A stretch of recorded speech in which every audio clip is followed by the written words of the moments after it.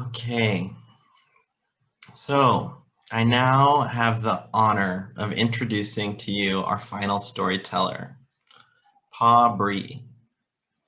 Is from Karen State, and after being forced to flee, she lived in a refugee camp in Thailand for 13 years before being resettled in the United States.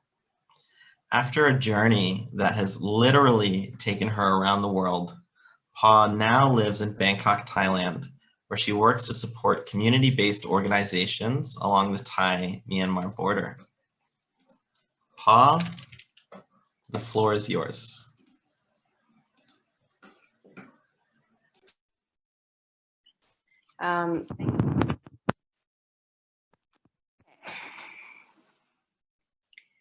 Picture a young boy. He's probably 5 or 6 years old. He's carrying a heavy bundle of stuff on his head and back. His face looks as if he's in a great danger. He looks scared. He's on the run for his life in the jungle.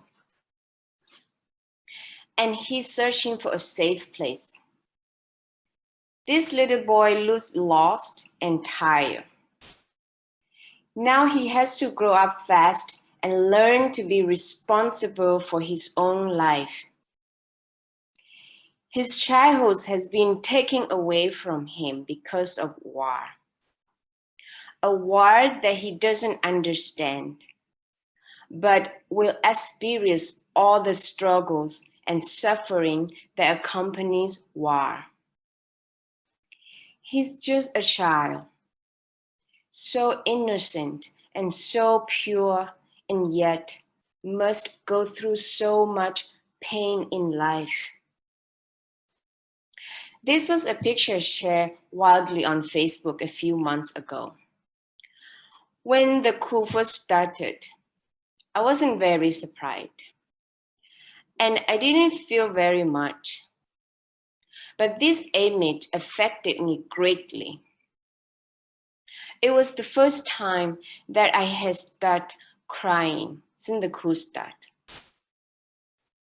That's because it reminded me of my personal childhood story. I could see myself in that scared little boy. I was only 7 years old when I had to flee to Thailand because of war in my homeland. This was in 1996. My village used to be in the middle of big forest in the mountains of Karen State. There were more than 100 households. Most of the houses were made of woven bamboo and were lifted on stilts above the ground.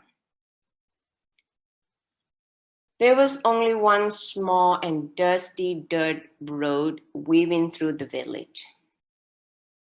There was a church, a school, and one small market.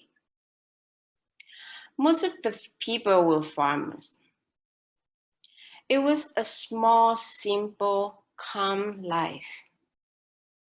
We were self-sufficient and lived incredibly sustainably. There was no electricity. It's probably hard to imagine today, but back then, there was no phone and no internet. My Karen ethnic people enjoy a quiet and humble lifestyle, being so close to nature, and all living beings lived in harmony. It was just another normal day in my village, like she did every day. My mom woke up at 4 a.m. to start cooking and taking care of the house. Like we did every day, we had breakfast together. And then my older sister took the laundry to wash by hand in the nearby river, while I played under our house with my younger siblings. On this day, my father and my 2 older brothers weren't with us, so it was just me, my mom, my 4 sisters, and my younger brother.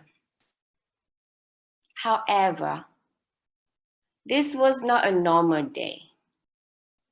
Later that morning, the Korean soldiers arrived in our village and informed us that we had to pack our belongings quickly and run toward the forest now. At that moment, I was playing at a friend's house and ran as fast as my little legs could go towards my home. My mother was crying. She was calling all my siblings to pack quickly and run. We had to run.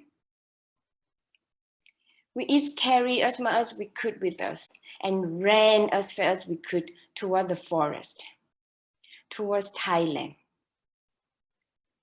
While running by foot, I also carried something. And for a 7-year-old person, it was heavy. I was carrying cooking tools like pots, pans, plates, spoons, and my favorite pillow. I had to run as fast as the adults. I was terrified. Everyone was. I could hear bombing and gunfire from a far distance. We couldn't stop. We couldn't rest. It was about 7 hours of walking and running until we finally made it to Thai border. During the chaos and confusion of running for our lives, I was separate from my family. I didn't even know that I was already in another country. It was all jungle and all looked the same to me. I just remember being scared. I was so scared that I would never see my family again. I just kept looking for someone, anyone who could help reunite me with my family. After we made it to Thailand, it was finally safe to rest. I was so dusty and also hungry and thirsty. We had dinner very late that day. We had a very simple meal of rice, chili powder with salt and water. And so we all fall asleep on the ground under a tree. I remember the next morning. I still could see the worry, fear, anger, and sadness in the faces of the adults. I was just a kid, only 7, and I still didn't understand what was going on. I didn't understand why I had to run for my life that way. Why I had to be so afraid of the Burmese military. Why I had to lose my home, friends, and family. What had we done wrong? Why did we have to experience so much loss? I didn't understand. I just lost my homeland, the land that my ancestor has been lived on for thousands of years. And that time, I didn't know that I had just lost everything and that I would have to start from the beginning. I didn't know that my identity would forever change. I didn't know what the future held for me and what would happen to me, to my family. This story is happening right now. It has continued to happen again and again to so many ethnic children in Burma. We have lost so much already. We had to grow up fast and take up more responsibility than we should have. We didn't receive any type of social welfare, and we had to learn and do so many things to survive the hardship that comes along with this war that was created by the adults. Ethnic children face discrimination and injustice daily in their life. They don't receive protection. They can't learn their own native language at school. And many of them can't really be what they are, children. Since the recent coup in Burma, we have already seen on the news that many children have been murdered by the bullets of the state military, the Burmese military. Thousands of children now have no home for their life in the jungle because of the Burmese military. These children are facing all these pains, loss, suffering because of the Burmese military. This is unjust.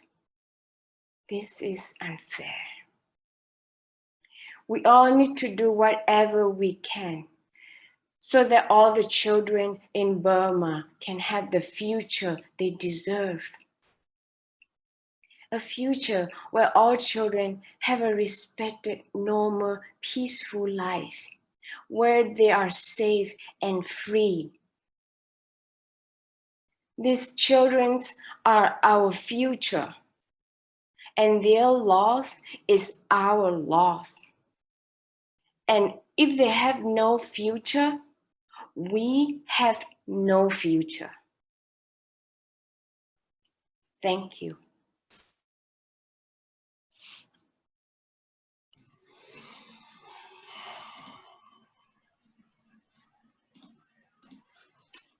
Maybe you can show the picture of the young boy that I was talking in the beginning of my story.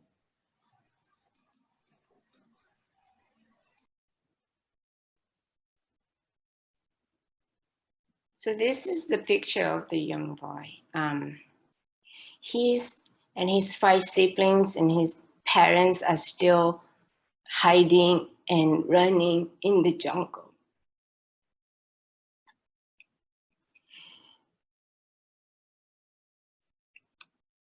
So that's all. Thank you. I just want to share these pictures.